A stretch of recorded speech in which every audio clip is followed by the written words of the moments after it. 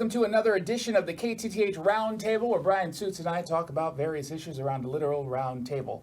This week obviously has been pretty heavy on college campuses and the hippies and the anti-Semites and really the anti-capitalists going out of their way to make life for Jews very difficult. Jew-hating hippies. Jew-hating hippies who are anti-capitalist, anti-imperialist. They stink.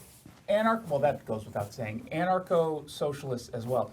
So we finally saw some police action both in New York at Columbia, in LA at UCLA.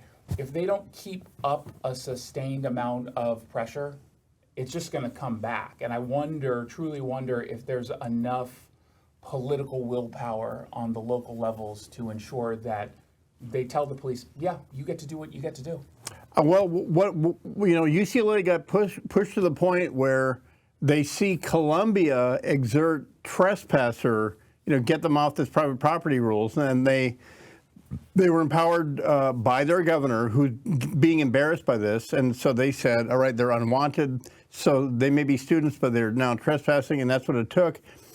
Meanwhile, at Portland State, it took them trashing the main library of a state university before they sent in the police yesterday. Biden's taking credit for it all morning long. He's been pointing out that re-election Joe is no longer the action figure. Now it's hippie beatdown Ken, hippie beatdown Joe, because they have been bleeding law and order, adult in the room, sensible Democrats. There are a few, but this is where they lose you.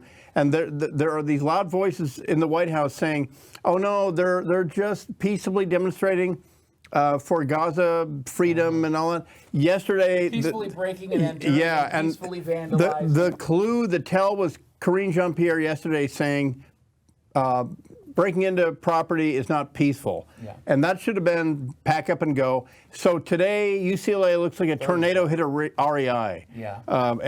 Wednesday night, Thursday into Friday morning, it's just been... And I'll tell you how bad it got. When the White House gave Joe Scarborough his talking points this morning, they said, go ahead and throw Qatar under the bus. They haven't been saying it, but the White House knows that Iran funds Qatar to destabilize campuses because Al Jazeera's numbers go through the roof when they show Americans in disarray. They love this stuff, and they're paying for it. Well, and meanwhile, we've got now a new autonomous zone at the University of Washington called the Liberated Zone, which we'll see how that develops over the course of the next week.